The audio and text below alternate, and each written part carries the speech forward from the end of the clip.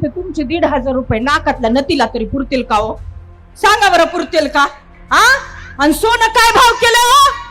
काय भाव केलं हे नरेंद्र मोदी सरकारने? सोनं, कापूस काय भाव केलाय सांगा ना? सोयाबीन काय भाव केलाय?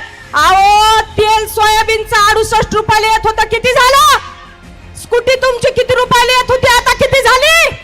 मोटरसायकल किती रुपयाला येत होती? मारुती व्हॅन किती रुपयाला येत होती? क्रिएटा गाडी किती रुपयाला? ही महागाई वाढवली.